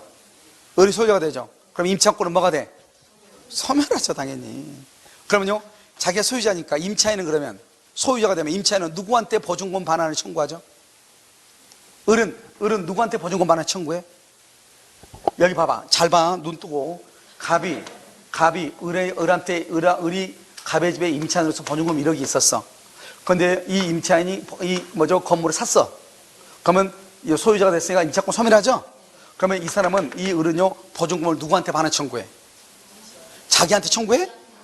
그래서 보증금 반환 채무는 소멸하게 되는 거야. 그걸 혼동이라고 하는 거예요. 그래서 여기 보면 임대인의 보증금 반환 채무는 뭐한다? 소멸한다. 그걸 혼동이라고 하는 거예요. 자기가 자기한테 보증금 달라고 할 수는 없는 거잖아요. 2번요. 경락으로 소멸되는 선순위 저당권보다 D의 대항력을 갖춘 임차권은 경락인에 대해서 임대차의 효력을 주장할 수 있다 없다? 없다. 이 말은 무슨 말이죠?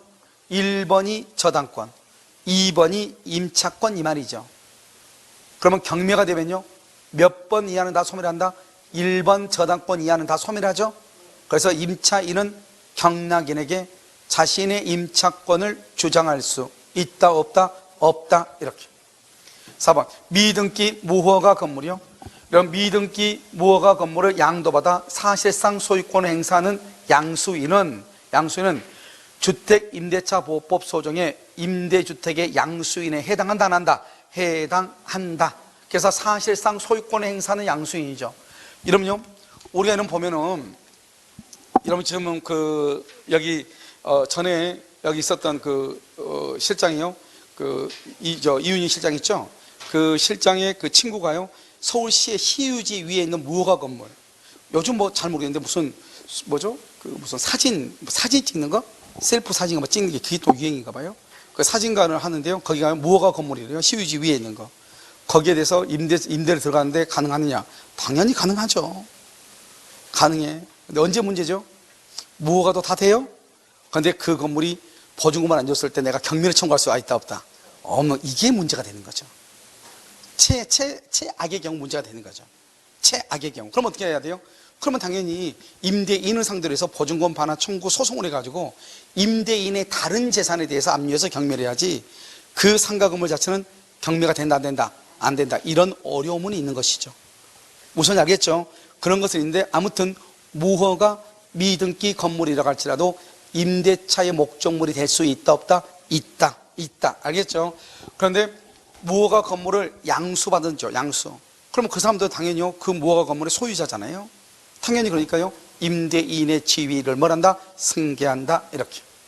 그래서 양수인의 임대차 보호법 3조 제2항 소정의 임대주택의 양수인에 해당한다. 이렇게. 5번은요, 주택임대차 보호법 8조에 이런 말이 좀 어려워. 8조 이렇게 돼 있죠. 이게 바로 뭐냐? 소액 보증금이에요. 소액을 말한다? 최우선 변제라고 하는 거예요. 그래서 소액 보증금 반환 채권은 이른바 법정 담보 물건이다. 왜 법정 담보 물건일까요? 여러분, 원칙적으로 배당은 누가 받는 거죠? 배당은 누가 받죠? 담보 물건이 받는 거죠. 담보 물건. 물권법에서 받는 거죠. 우리가 배당은요, 어디요? 전세권이나 저당권이나 질권 같은 데서 받는 거잖아요. 그런데 여기서 보면 임차인임에도 불구하고요, 그 다음에 전입신고가 돼 있고 소액이면은 경매대금에서 보증금을 배당받을 수 있거든요. 이것을 우리가 뭐란다?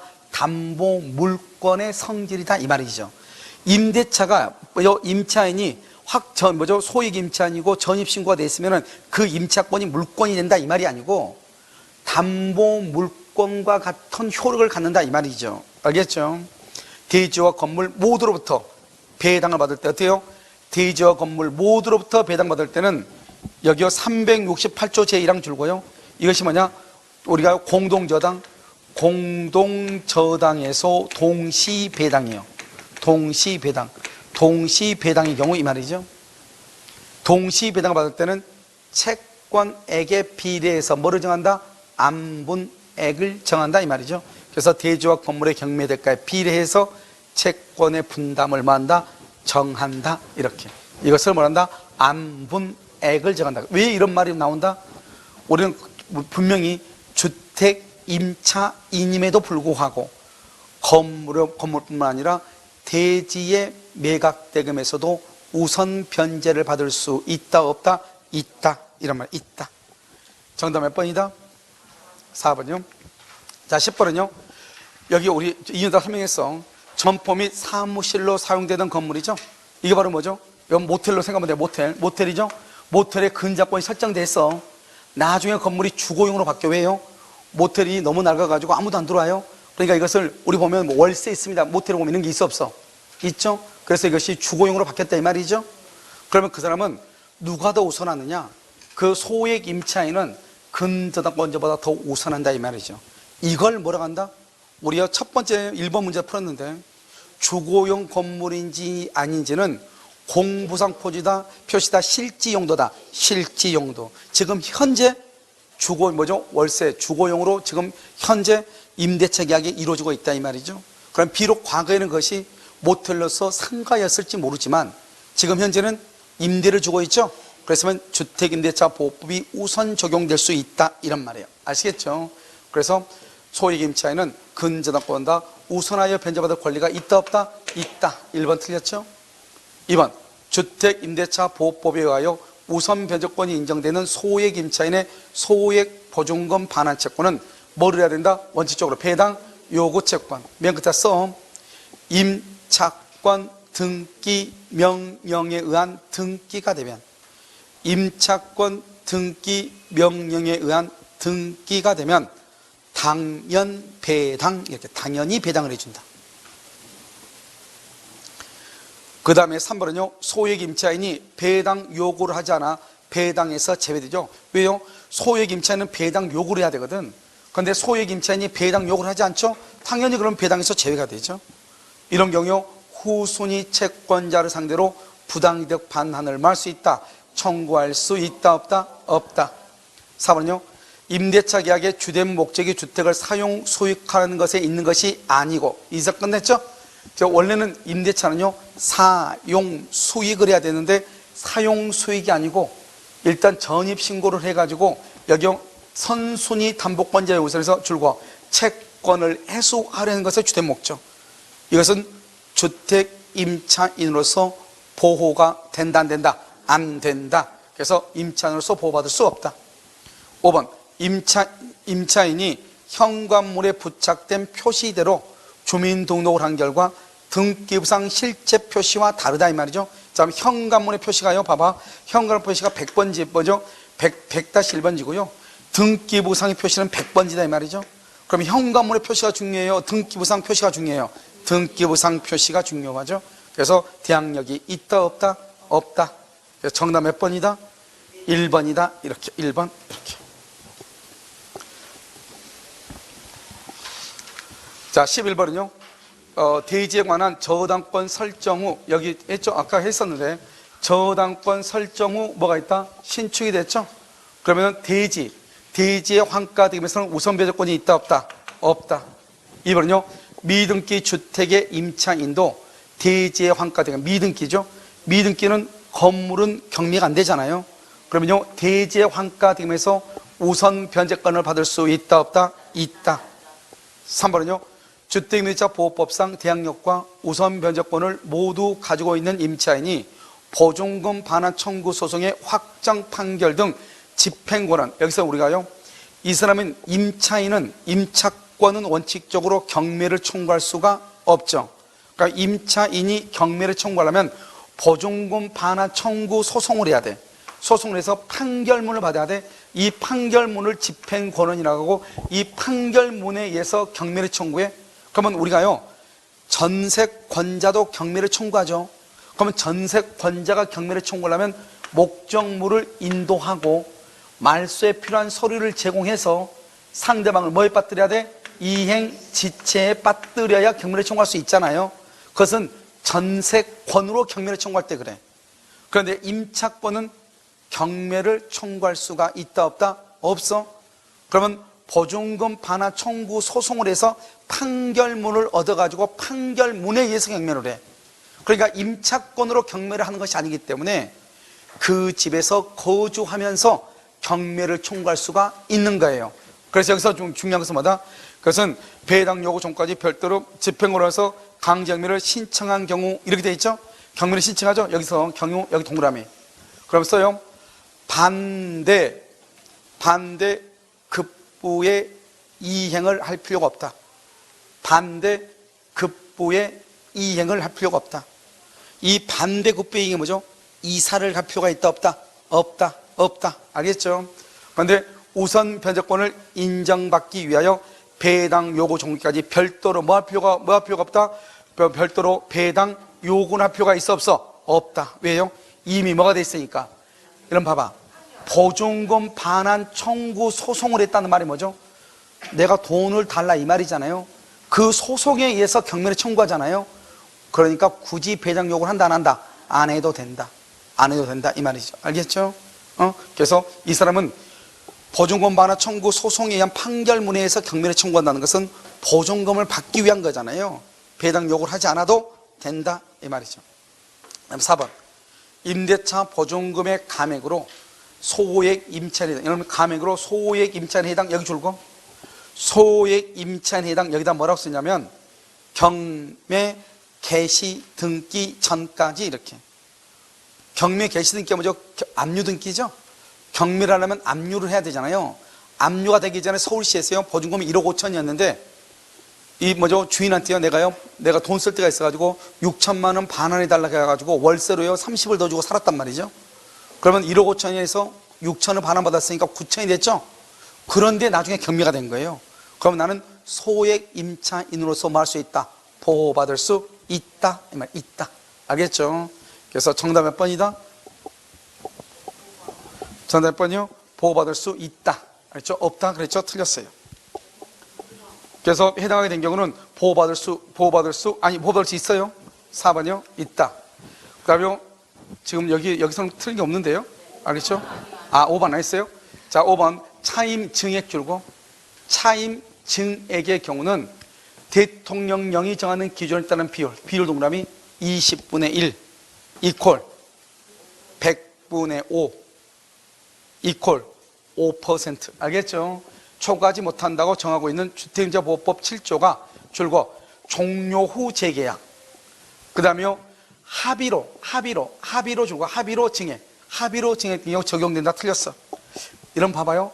여러분 혹시 여기 봐봐. 차임 증액 청구권이죠. 자, 봤나요? 여기 봐봐. 청구권 앞에 무슨 말이 있죠? 이걸 뭐란다? 형성권이죠. 형성권을 뭐란다? 일방적 의사표시죠. 의사표시. 일방적은 뭐죠? 일방적은 상대방의 뭐가 필요 없죠? 동의가 필요가 없죠. 상대방의 동의가 필요가 없어. 그러니까 이 상대방은 누구죠? 임차인이죠. 임차인의 동의 없이 증액을 할 때는 5%를 초과할 수 없다, 이 말이지. 일방적으로. 그런데요, 임대차 기간이 2년의 기간이 끝나고 다시 재계약을 해. 종료 후 재계약하거나, 내가요 주인한테 뭐죠? 임차인한테 얘기해. 우리 너무 싸게 준 것 같아. 한 10만 원 더 올려줘. 이랬더니 임차인이 그럼 그렇게 합시다. 그래서 증액을 해서 합의로 증액이 된 경우는 관계없이 5%를 말할 수 있다. 초과할 수 있고, 내가 일방적으로 임대인이 임차인한테 일방적으로 통지해. 무조건 월세 10만 원 올려달라고, 이렇게. 그랬을 때는요, 100만 원에 대해서 10만 원 된다 안 된다? 안 되죠. 그때는 5만 원만 올 수 있고, 만약에 10만 원 올리죠, 일방적으로. 그럼 내가 10만 원 어쩔 수 없이 줘야 되죠. 부딪히기 싫으니까. 그러면 임대차간이 끝나고 나갈 때 반환받을 수 있어. 반환 안 해주면은요, 당연히 반환해달라고 소송을 제기해서 판결문 얻어가지고 경매해버리면 되죠. 무슨 말인지 알겠죠? 그래서 5만 원 때문에 경매해버리면 돼. 무슨 말인지 아시겠죠? 그래서 우리 법정으로 뭐라고 했죠? 증액해서 초과해서 지급한 경우는 반환을 말할 수 있다, 청구할 수 있다고 법에 규정되어 있기 때문에 반환 청구권이라는 권리가 있어. 그러니까 반환 안 해주면 소송을 제기해서 판결을 받으면 돼. 그래서 경매해버리면 돼. 알겠죠? 그래서 이때는 적용된다 안 된다? 안 된다. 정답 몇 번이다? 5번. 이렇게. 자, 12번은요 1번 임대인의 임대차 보증금 반환 의무가 임차인의 임차권 등기 말소보다 뭐가 돼야 돼? 먼저 동그라미 먼저. 이것은 임차권 등기 말소가 되어 있죠? 그래서 이것은 임차권 등기 명령에 의한 등기가 된 경우를 얘기하죠. 이것은 동시행위다 아니다? 아니다. 2번 임차권 등기 명령에 의해서 임차권 등기란 임차인은 줄과 배당 요구를 하지 않아도, 당연하죠. 왜 배당 요구를 하지 않아도? 뭐가 돼 있으니까? 등기가 되어 있으니까. 배당 요구를 하지 않아도 당연히 배당이 된다. 자, 그 다음에 3번 주민등록이 임차인의 의사에 의하지 않고, 자, 제3자에서 줄과 임의로 이전 됐죠? 그럼요, 맨 끝에 이미 취득한 대항력은 소멸한다 안 한다? 안 한다. 이거 뭐죠? 집주인이요, 자기네 집에 임차인이 2명 살고 있는데 보증금이 1억씩이에요. 그런데 대출을 신청을 했더니 2명이 1억 있어가니까 2억을 빼고 대출해 준단 말이죠. 그러니까 대출이 안 나온단 말이죠. 그러니까 어떻게 해야 돼요? 두 사람은 몰래요 옆집으로 전출 신고를 해. 그럼 방이 2칸이 남으니까요. 그러니까 서울시에서는 얼마죠? 3,700이죠 최우선이. 3,700을 빼고 3,700은 얼마죠? 7,400이죠. 7,400 빼고 나머지를 대출받을 수 있거든요. 무슨 말인지 알겠죠? 그러니까 이 사람이 몰래 전출을 시켰다 이 말이죠. 내가 스스로 의사에 의해서 전출된 게 아니죠. 그러면 대항력이 소멸한다 안 한다? 안 한다 이 말. 안 한다. 4번은요 다가구용 단독주택이죠. 소유권 보존등기 된 건물의 일부를 임차한 사람이 지번을 기재하여 전입신고하고 대항력을 취득했죠. 그런데요, 나중에요, 이것이 다세대 주택으로 바뀐 거예요. 그럼 어떻게 해야 돼요? 지번만 하면 안 되죠. 이제 동호수까지 있어야 되잖아요. 판례가 말하겠다, 다가구 일대 지번만 기록해서 대항력을 취득했죠. 나중에 다세대 주택으로 바뀌었죠. 동호수를 기록하지 않더라도 대항력은 그대로 뭐가 된다? 유지된다. 이렇게. 5번, 주택임대차보호법상 대항력을 행사하기 위해서는 주택의 인도 및 주민등록이 계속 존속이죠. 이때의 계속은 언제를 얘기한다? 배당, 요구, 종기까지. 이렇게. 배당, 요구, 종기까지 계속 존속하고 있어야 된다. 정답 몇 번이다? 4번. 이렇게. 자, 여기까지 하고요. 잠깐 쉬었다가요, 상가임대차보호법을 보도록 그렇게 하겠습니다.